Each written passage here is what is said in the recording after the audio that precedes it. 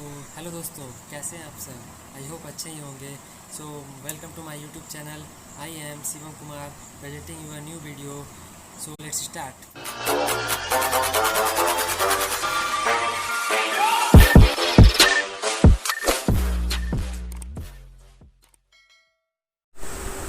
Hello friends, welcome to my YouTube channel Knowledge सीखो।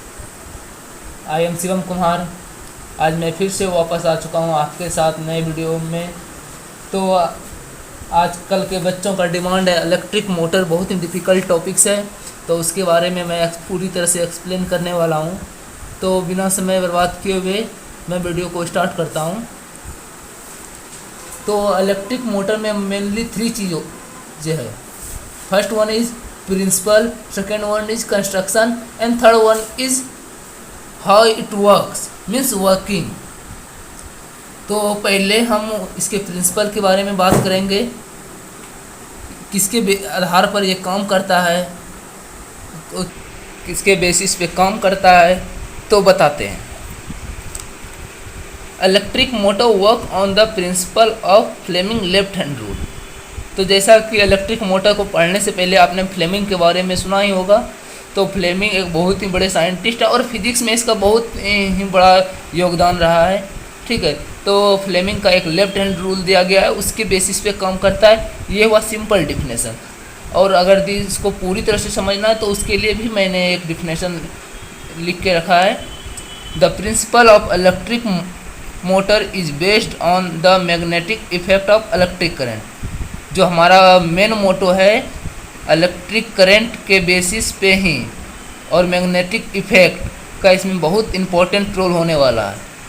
It's principle is that when a rectangular coil is placed in a magnetic field and the current is pass through it, the coil rotate as a result of force acting on the coil.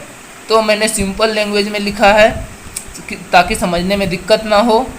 जैसा कि मैंने बताया, it's principle is that, इसका मुख्य सिद्धांत यह है कि एक रेक्टेंगुलर कॉइल होता है जिसके कि बीच में मैग्नेटिक फील्ड क्रिएट किया जाता है, फिर उसमें करंट पास किया जाता है, तब जाकर के कॉइल को रोटेट होता है और इसमें फोर्स का निर्माण होता है, तब जाकर एक हमारा इलेक्ट्रिक मोटर का वर्क करता है।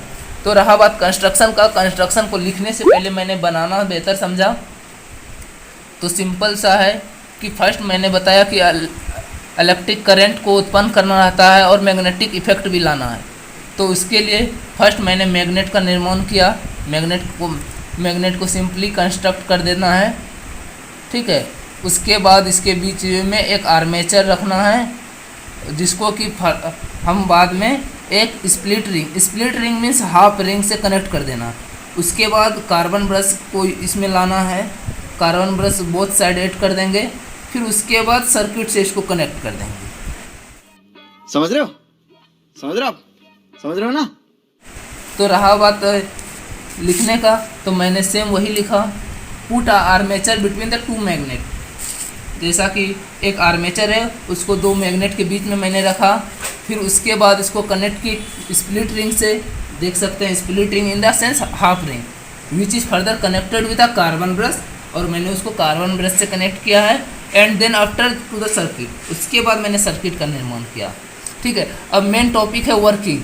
वर्किंग को मैंने इसलिए नहीं लिखा पहले, सोचा साथ साथ लिखूंगा तो बेहतर समझ में आएगा, और समझाते हुए लिखूंगा तो मतलब एग्जाम में अगर आप डायग्राम बना लिए तो इसका वर्किंग ऑटोमेटिकली लिख लेंगे। तो अब वर्किंग पे चलते हैं। When we switch on the circuit, sorry friends, थोड़ा सा मिसप्रिंट हो गया था, मिसराइट हो गया था, इसके लिए माफ़ी चाहता हूँ।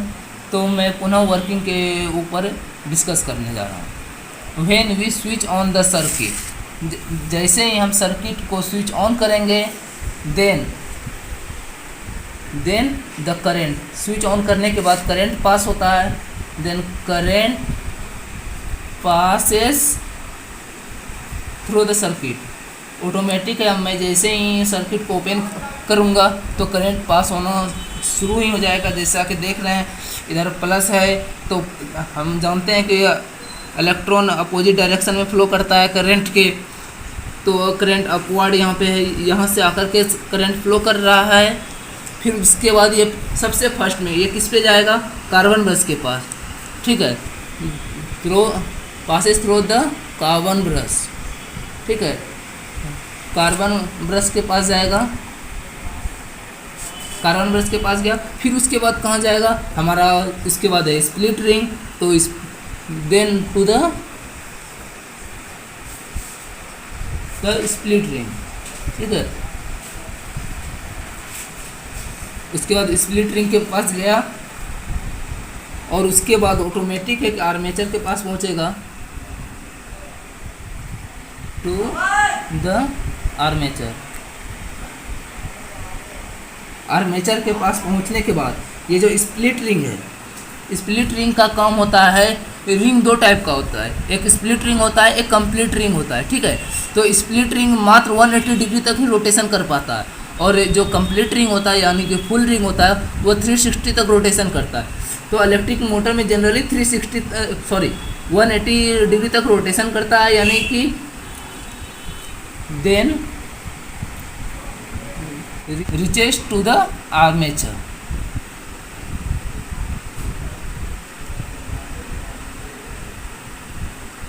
आर्मेचर के पास आ गया। फिर उसके बाद क्या हुआ, जब यहाँ पे स्प्लिट रिंग लगा है तो और यहाँ पे मैग्नेटिक इफेक्ट भी प्रोड्यूस हो रहा है और इलेक्ट्रिक करंट भी है। तो हम जैसा कि जानते हैं electric current magnetic field produce करता है और मेरे पास ऑलरेडी मैग्नेटिक फील्ड है, तो दोनों अपना फोर्स एक्ट करेगा। Then the force acting on the armature, armature पे फोर्स लगना शुरू हो गया। और हम जानते हैं कि अगर किसी भी चीज़ पर अगर फोर्स इन द सेंस अगर बल लगाएं तो वो या तो अपना जगह चेंज करेगा या शेप चेंज करेगा या साइज चेंज करेगा। तो यहाँ पे तो शेप साइज का तो बात नहीं है, यहाँ पे अपना पोजीशन चेंज करेगा। जैसा कि यहाँ पे अब देख सकते हैं रोटेशन होगा तो यह फेज यहाँ पे आ जाएगा, सॉरी यह फेज यहाँ पे आ जाएगा, यह फेज यहाँ पे आ जाएगा और सी फेज यहाँ पे आ जाएगा, ठीक है। तो वही मैं लिखने वाला हूँ, when it rotate 180 degree then it change their actual position, जो इसका वास्तविक जगह है वह चेंज हो जाएगा, ठीक है। जैसा कि हम बता चुके हैं पहले ही, ए फेज डी के फेज पे आ जाएगा, बी फेज सी के फेज पे आ जाएगा। तो वही अब लिखने वाले हैं, position A replace to D and B replace to C and if it rotate 360 degree, sorry 360 degree तक रोटेट करेगा तो वह पुनः एक्चुअल अपने पोजीशन पे आ जाएगा।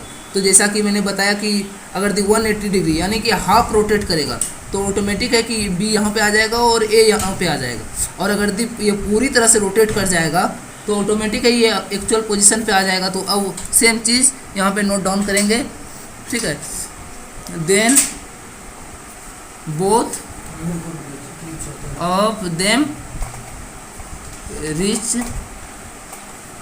to their एक्चुअल पोजीशन, ठीक है, एक्चुअल पोजीशन पे आ जाएगा। तो इसमें अब क्या है, ये तो रहा वर्किंग। अब इसमें दो चीज़ का काम आया है, एक स्प्लिट रिंग का और एक कार्बन ब्रश का। तो वर्किंग में अगर हम स्प्लिट रिंग और कार्बन ब्रश का फंक्शन को ऐड कर दें तो ज़्यादा मार्क्स हम बोर्ड में ऑब्टेन कर सकते हैं। तो वही चीज़ को हम लिखने वाले हैं। मेन जो वर्किंग था मैंने बता दिया, ठीक है। अब सिर्फ एक स्प्लिट रिंग और कार्बन ब्रश का फंक्शन को बताने वाला हूँ। अब सेम चीज़ लिखने वाला हूँ, कार्बन ब्रश का फंक्शन और स्प्लिट रिंग का फंक्शन। तो पहले मैं स्प्लिट रिंग के बारे में बता देता हूँ, फिर उसके बाद कार्बन ब्रश पे चलेंगे। Split rings helps in rotation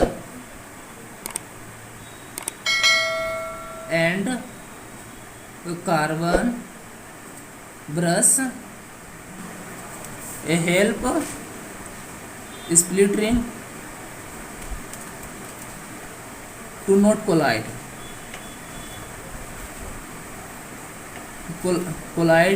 और इट कीप रस्ट फ्री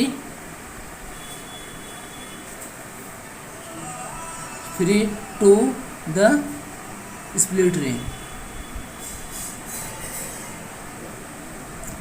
क्या कार्बन ब्रश का स्प्लिट रिंग का मेन फंक्शन है रोटेशन कराने में मदद करता है, यानी कि घुमाने में मदद करता है। अगर स्प्लिट रिंग को हम नहीं ऐड करें तो ये रोटेट नहीं कर पाएगा, ठीक है। और रहा बात हमारा कार्बन ब्रश क्या करता है, एक तो इन दोनों को कोलाइड होने में रोकता है और रस्ट नहीं लगने देता, जंक नहीं लगने देता। जैसा कि हम देखते हैं कि पंखे के कॉइल में कभी जंक लगते हुए देखा है नहीं, तो उसमें कार्बन ब्रश ऐड होता है, ठीक है। तो यहाँ तक तो हो गया। तो अंत में पैराग्राफ चेंज करके लिख सकते हैं the electric motor start working. Electric motor start working और इट रोटेट। तो अगर दी आपको वीडियो अच्छा लगे और अगर दी पसंद आए हमारा सिंपल लैंग्वेज और नोट्स बनाना चाहते हैं, इलेक्ट्रिक मोटर बहुत ही अच्छा टॉपिक है 10th के पॉइंट ऑफ व्यू से, तो आप नोट डाउन कर सकते हैं। और अगला वीडियो हम इलेक्ट्रिक जनरेटर के पर लेकर के आ रहे हैं। अगर दी आपको चाहिए तो हमारे चैनल को सब्सक्राइब करें और बेल आइकन दबाना ना भूलें। तो मिलेंगे अगले वीडियो के साथ। Thank you.